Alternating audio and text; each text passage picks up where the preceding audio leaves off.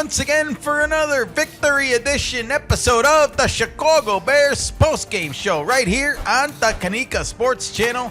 I am your host, Kenny, the West Coast superfan, and I am joined once again, as always, on this Victory Edition episode by my lovely co-host, Nika. Hello, Nika. Hello, Kenny, and hello to our new and returning listeners and viewers, since we're on video. And it's Victory Saturday. It is Victory Saturday, fresh off of a Bears Black Friday win in Philadelphia. I am buying in completely. I'm drinking the Kool-Aid. We did it.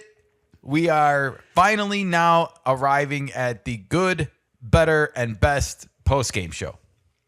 It was a goal of mine since we started doing this, but we started, and viewers of our content will know that we normally do the good, bad, and ugly postgame show. And I feel like this was one of those games where the Bears turned a corner, not just as a team, but as a franchise yesterday. And I feel like this was warranted to finally elevate it up to the good, better, and best postgame show. And there's a specific reason for that we're going to touch upon when we get to it. We've done the good, better show before, I think once this year, right? Where we did. I can't keep track. There's a lot of weeks, but we hadn't done good, better, best yet. And so this is the week. This is where it came out sooner than expected, I think, too. I was not expecting the Bears to win so dominantly yesterday. Oh, looks like our mascot Frexy has joined us, which means it's time to welcome everyone to the show and to the channel. Please do us a favor.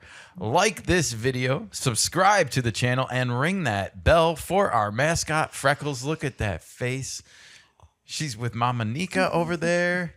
She's a little scared because I was doing the booming Chicago sports voice, and I think it got her a little spooked, huh? It's okay. All right. Well, we will not scare the dog anymore. We will keep things on the level here, and but we are happy. Holy crap! The Bears are a legit Super Bowl contender. Dare I say it, Nika? I know. The Ben Johnson effect is in full swing, and we have so much to talk about. I wanted to kick this one off. I think a year ago is a good place to start. Black Friday of 2024 saw the Bears fire head coach Matt Eberflus. I think this was after probably the most anticipated Chicago Bears season in history last year. When Caleb Williams was first starting his career, taking the field. We had Hard Knocks. We had all that, and then it ended up in flames. Yep. The Bears finished 5-12 last year. Fast forward to 2025, and here we are 9-3 after week 13 with a serious shot, at being a legitimate playoff threat. Well, the maybe game, a Super Bowl team here. Absolutely, and the game yesterday made the Bears team more legit. Yeah, it's like almost like an overnight sensation here with this win. You go from being kind of like everyone saying like, oh, well, the Bears are a cute little story and all, and I'm glad that they're having some success in Ben Johnson's first year, but they haven't beaten anybody. Meaningful. To now you go on the road on Black Friday on a short week and you beat the defending Super Bowl champions in their house, and you're both 8-3, and you come out of there ahead. So that's what's called a statement game. And, by the way, the Bears were the only game on yesterday. So all eyeballs were on them. NFL on Prime Video, Amazon. This was a global affair, Nika. This was cool. The Bears-Philadelphia Eagles alliance yesterday, by the way, came to an end. I didn't know they had an alliance. But yeah, I know. And unless you were really paying attention on social media, you might not know what this is about. But basically, the Bears were 3-0 against the NFC East going into yesterday's game. The Philadelphia Eagles were 3-0 against the NFC North going into yesterday's game. So both teams had kind of helped each other out throughout the course of the season by beating their divisional foes. So that was the alliance to beat the foes. So and their social media followers had sort of developed this alliance, and they were like, hey, I kind of like Bears fans. They're pretty cool and blah, blah, blah. And yesterday it all ended because, of course the game had to happen. And now We have bragging rights, everybody. Yes, we win the Alliance for the 2025 season Nice. at least. So yeah, that was kind of a fun little storyline that developed. You know, Santa Claus was in the building yesterday in Philadelphia. We all know how that ends in Philly. If you know, you know. This was a global broadcast, Nika. I mean, talk said about that. a game to show up. You got NFL Africa here promoting the Thanksgiving schedule. Kyle Monangai featured there. We also get a poster, Bears, Eagles, you know, stream for free on Amazon Prime from NFL Africa. It's just cool to see the NFL growing into a world game. It was not when I was a kid. It was very American, like in the 90s. It has been, but NFL has been spreading their wings to other continents and countries, and one of those continents is Africa.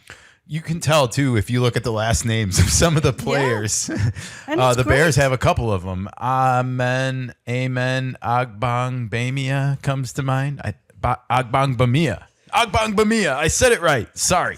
All right, we're moving on. NFL on Prime Video. By the way, Al Michaels, if anyone tells you that they're old, just point to Al Michaels, everybody. He's 80 years old plus now, sitting in the Amazon Prime booth every Thursday night. Yesterday, he was on Black Friday, doing it. He still sounds great, by the way. He still sounds great. So please don't let your family members tell you that they're getting old. Just point to Al Michaels. Well, it's familiar face and a familiar voice for a lot of people, too. Yeah, it's comforting. Exactly. We had the whole Amazon Prime Video crew out for this Black Friday game because they didn't have a Thursday night game this week, obviously, with the Thanksgiving broadcasts going down. So the Bears, by default, were the Amazon Prime game this week on Black Friday. Good stuff. And we win the game, more importantly. And the bragging rights that come with it. They did this, by the way, in really, really tough weather conditions. We're going to talk about some of the specifics later on, but just big wind gusts, a constant wind presence during the entire game. You know, this is late November now, East Coast, Philadelphia. It's starting to get chilly out. So here we are, and the Bears go into the Eagles' house and beat them. Ruffle some feathers. Nice one, Nika. I like it. Yes, and this was all on national TV for the global audience, like I said. So a huge coming out party for the Bears, for Ben Johnson, for this team, you know, and they go, like I said, from being, I think, a cute story now to being a legit Super Bowl team. And you know what that means, Nika? With another Bears victory, we got another good, better, best post-game speech from Ben Johnson, the head coach. And this one took on a different kind of turn at the end of it. Ben Johnson went shirtless in the locker room, everybody. Finally, Nika says. Well, because it's been talked about it for months. Well, it's been talked about for over a month. This has actually developed a life of its own. Here's the Wieners Circle.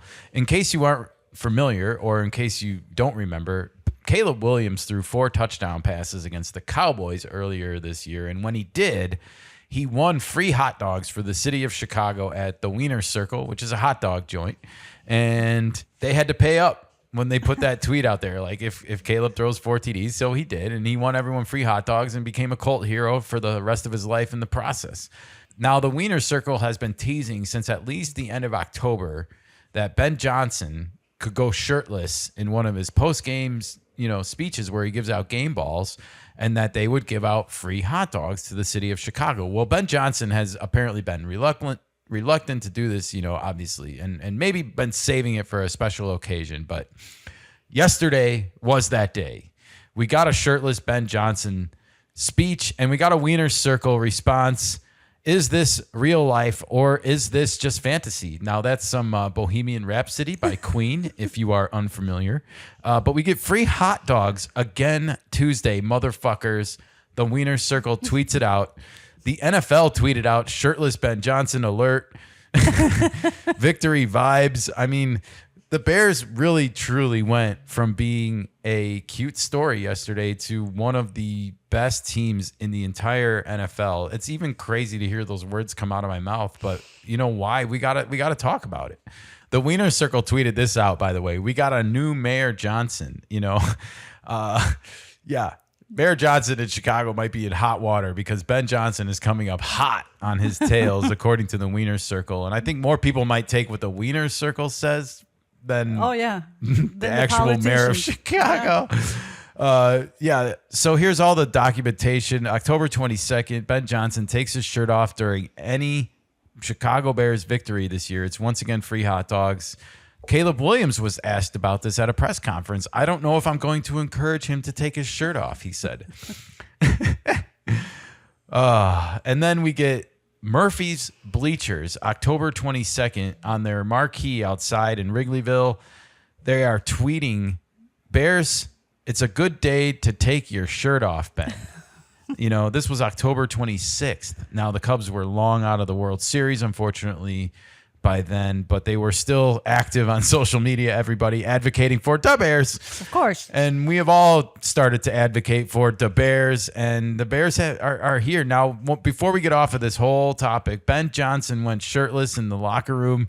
Ryan Fitzpatrick of the Amazon crew joined him. Nika, who did it better? Ben Johnson, 100%. Yeah. Sorry. Ryan Fitzpatrick, you should have kept your shirt on. The underwear showing, it's just not the look. Yeah, the pants a little tight around the chest. It's a little tight around the chest, as Gimli, son of Gloin, would say. Ben Johnson, looking ripped, by the way. He might have to make the cover thumbnail for this episode, Nika. Okay, nice. But you know who else is going to be on that thumbnail cover are the Bears players of the game. And that's where we are going to start this week, Nika. I said this is now the good, the better, the best post-game show. It's time to talk about the best thing the Bears got going on. Holy cow. The running game. The running game wins the game. The Bears tweeting out. They are thankful for DeAndre Swift and Kyle Monangai. So am I, everybody. Look at those numbers. 18 carries for 125 yards and a touchdown for DeAndre Swift. 130 yards on 22 carries and a touchdown for the rookie, my guy, Kyle Monangai. Wow. That's 255 yards on the ground. Holy crap. Good numbers? Yes, those are outstanding numbers. Look at this, folks. The Bears running back duo both have 100 yards in a game. That's nuts. This hasn't happened, by the way, since 1985. Oh, wow. And you know who did it? Walter Payton and Matt Suhey, everybody. So some of you out there will remember those names. It's hard for me to believe that the Bears, throughout all their history of the last 40 years, haven't had two 100-yard rushers in a game. That's crazy to think about it like that, but well, it is. The last time they did, they won the Super Bowl. So maybe we're on to something. Maybe there's an outlier right there. And I think this is why people are literally changing their tune about why the Bears are a legit Super Bowl contending team this morning. And it's not just bullshit. And it's not just that they haven't played anyone that's good. It's because they can run the damn football and they can do it when the weather gets tough, like yesterday. Look at these guys. They had 100 yards before contact, 185 yards after contact against the Eagles. So that means that they were breaking tackles. They were playing physical football. I literally saw little DeAndre Swift shove a guy to the ground yesterday. It was awesome. And I was like, that's what I like to see in my run. Get off me. Get off me, bro. That's literally what he pulled. So what a performance by these two yesterday. They literally willed and carried our team to victory. And, we should also mention that along with this, we have probably the best, maybe, offensive line in football. It's hard for me to even say these things. You know, we might have the best running game and the best offensive line in football right now. It feels almost like a fable when you say it. Yeah, compared to where we were last year, I mean, 2.5 to 3 yards a carry, we were getting some crap like that. Like, just pathetic, right? Coaching matters. And we knew Ben Johnson, even during training camp, had brought in a new brand of physical football. We're seeing it pay off this year, I think, with the turnovers on defense and now the physical running game coming into fruition at the end of November. He promised us it would come. He said it might not come and gel right away, but he promised us it would come. And here it is, week 13, and the Bears have more yards than any other team in the NFL right now rushing. They lead the NFL in rushing yards. They have 1,846. They passed the Bills yesterday. They also have more attempts than any other team. So they are running the ball decidedly so. And they also have the most rushing attempts for first downs. So they are moving the chains with the running game. I can't tell you how important that is. And this has allowed the Bears to just dominate time of possession this year. In fact, yesterday they dominated the Eagles 2-1 in this game. They had the ball for 39 minutes and 18 seconds. The Eagles 20 minutes, 42 seconds. Ouch. This is what this will allow the Bears to do. This is, again, why everyone is saying maybe they're a legit team. Maybe we need to start paying attention. We're not saying maybe. We're saying it's happened. The transition has happened. I didn't think the Bears were going to necessarily... I did pick them to win this game, but that was a little bit of a homerism hope. I won't lie, Sure. But seeing the way we physically dominated this team yesterday in their house... And, Philly's fandom is rocking. They were booing them. The Eagles were coming off a loss at Dallas when they were winning 21-0. So you knew they're going to have a game that they have to put all hands on deck to win. And to still go out and punish them the way the Bears did physically, I think says a lot about where the Bears might be at as a team. Like, we might have to start really, they can win the NFC. They can get a first-round bye. It's all possible. I mean, there's a long road to go here, but it's looking a lot more promising than I think people even realized. Anyways, credit to Ryan Poles and Ben Johnson both for rebuilding this entire offensive line in the offseason, both with now Ozzie Trapillo through the draft and, through free agency and trades with Jonah Jackson. We got Joe Tooney, of course. Darnell Wright. He is really come into his own. He might be one of the best right tackles in football. And now Ozzie's anchoring that left side. So good stuff all around if you're a Bears fan, Nika, for this. And it's a good time to become a Bears fan as well. Absolutely. It is 100%. So enjoy this running game, everybody. If you're an old school fan, you probably love this. Even with Caleb Williams and all the hype and the passing promise that he comes with, you got to be smiling that we're playing some old fashioned kind of football. And you probably didn't necessarily even expect that with Ben Johnson, and you should have, because he's one of the best running schemers in all of football. That handoff he gave to DJ Moore yesterday was cool. Like, just a quick handoff right when he's in motion coming across the line works, and it got 9.5 yards on a play. Yeah. So these schemes are fantastic. I'm really enjoying what I'm seeing here, and it's paying dividends for the Bears, like I said. So great job with the run game. It is the best, but it's time to move on. We got to talk about the better. Okay. And I wanted to focus on one of the keys to victory that I had before this one, which was the turnover battle, everybody. I said it was really important for the Bears to win the turnover battle in this game on the road, and they did do just that. 2-1. They come through and get it done. 2 second-half turnovers, by the way. A Kevin Byard interception on a play where Jalen Hurts was flushed out to his right. I think, yes, I'm reading that correctly, looking at the TV screen.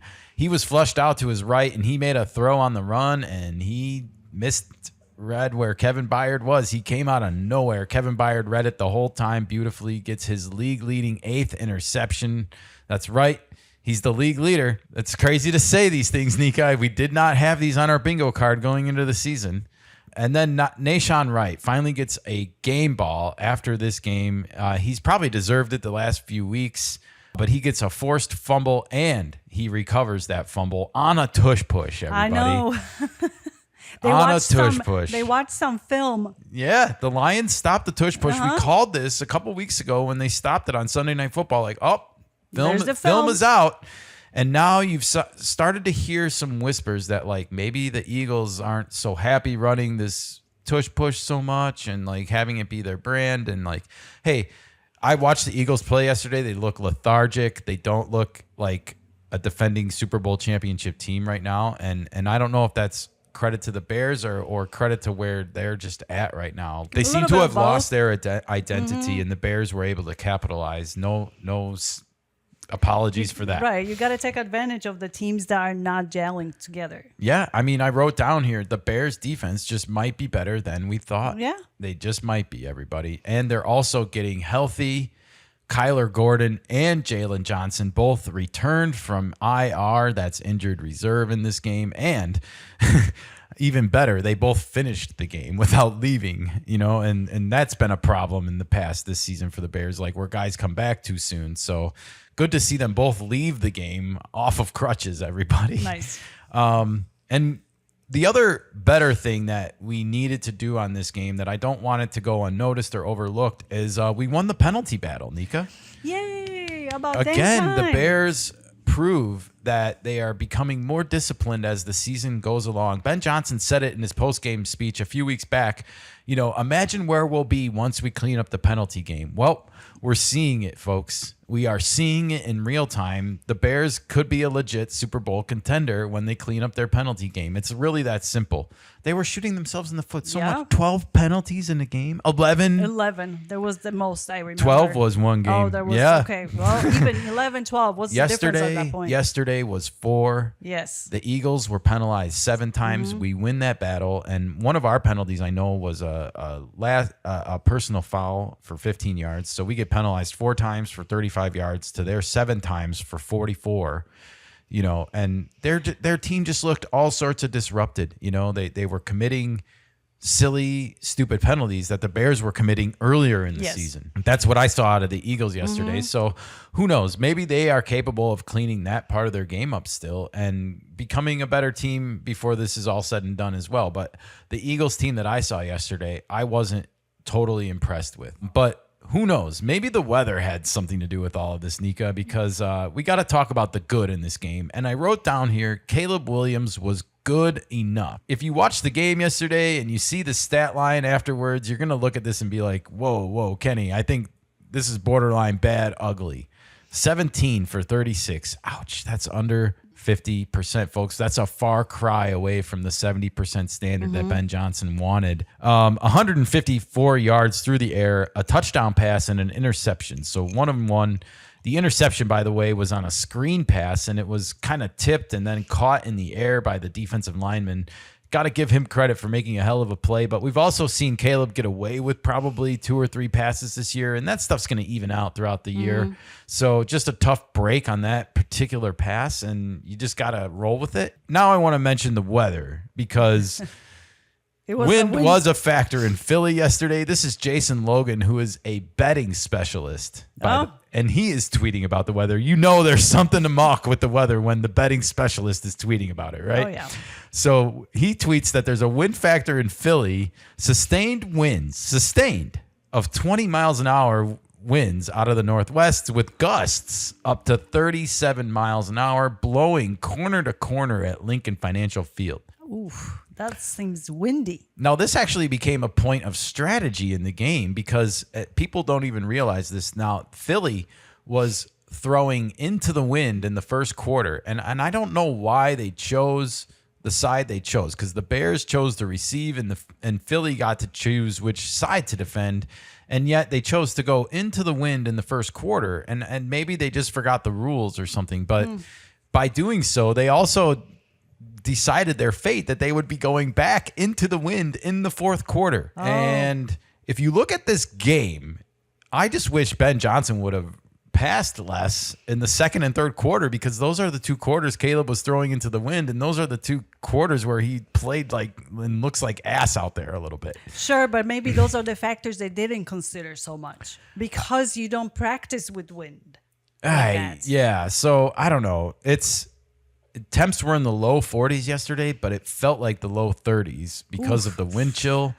And you just had these strong winds, and obviously when you have the ball flying in the air, wind is going to affect it. Absolutely. And so I know that the numbers aren't there, and yet I also watched a kid out there in his second season in the fourth quarter strike a huge touchdown pass to Cole Kmet when it put the Bears up by 2 scores on the road, 15 points, 24-9.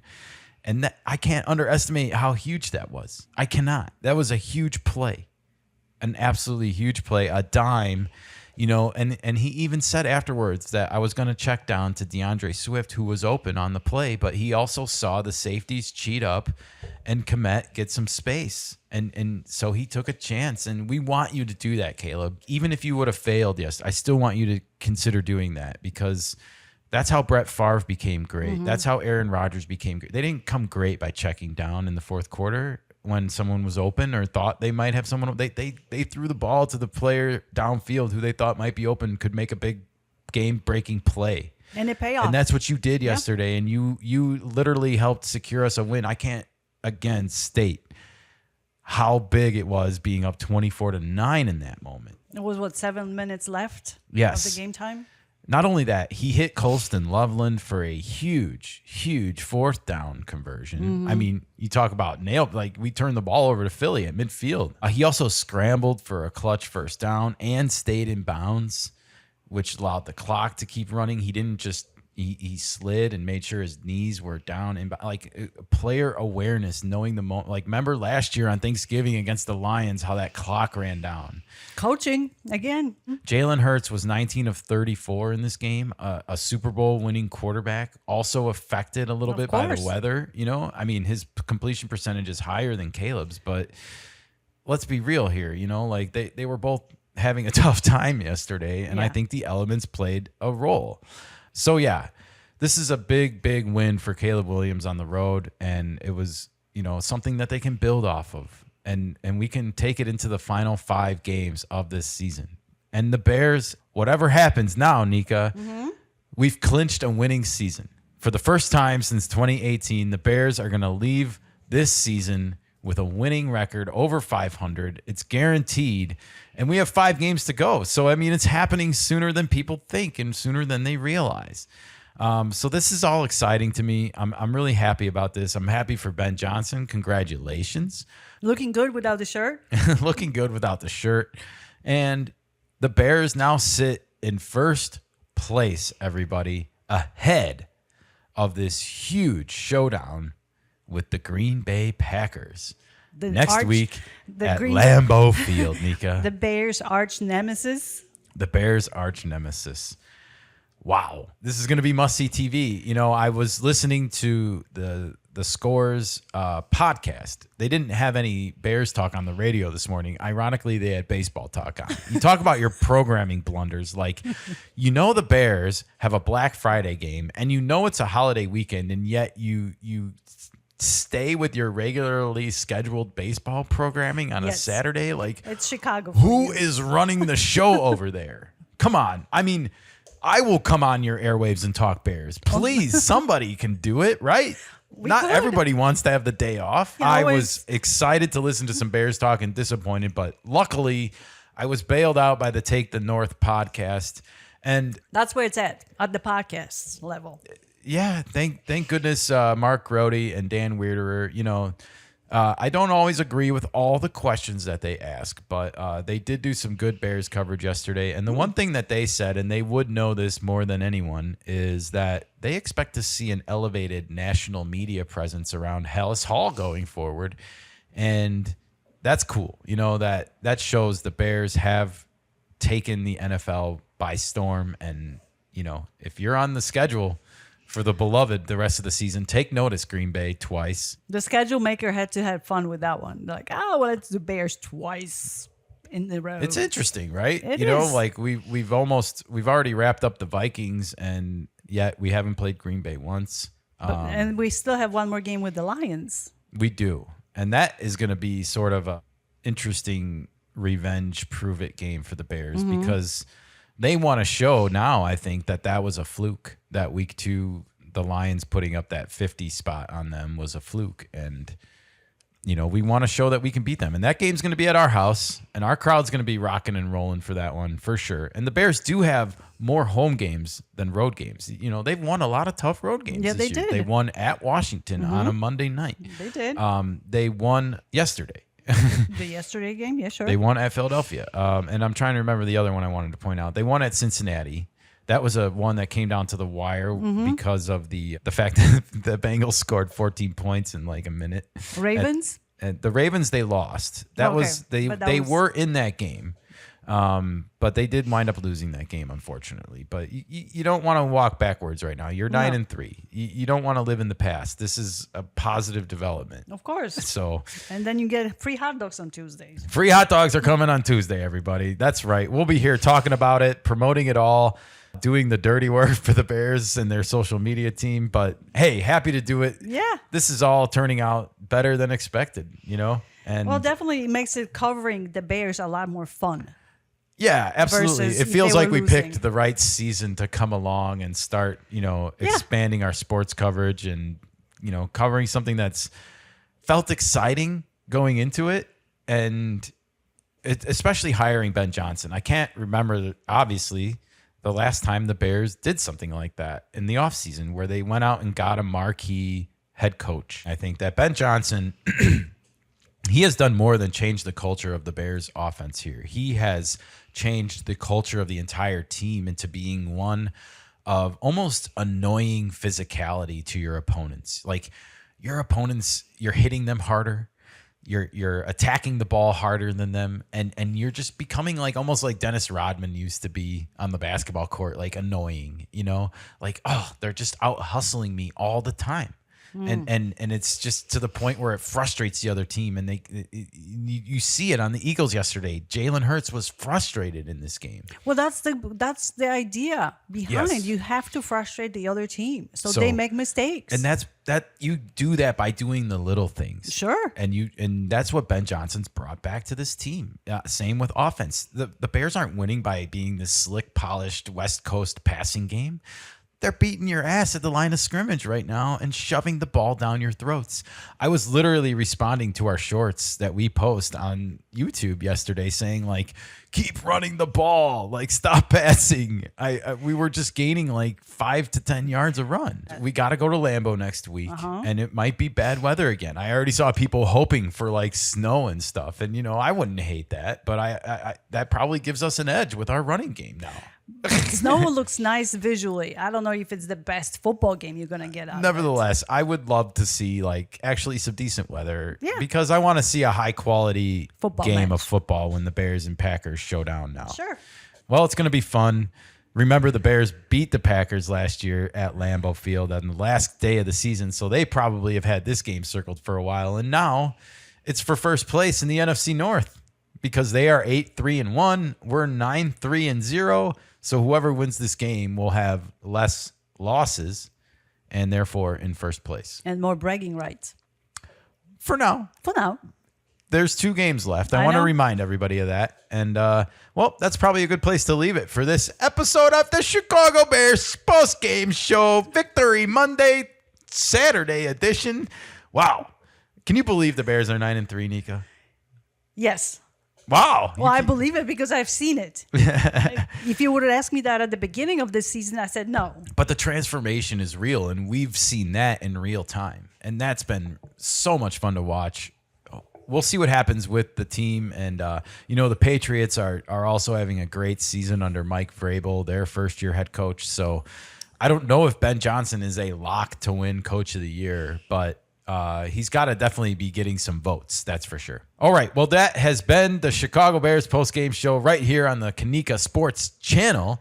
And please do us a favor again before we leave. Like the video, subscribe to the channel, and please ring that bell. And, tell your Bears friends to stay tuned because we are going to be here covering it all the way to the Super Bowl, baby. We are going to be shuffling into February this year.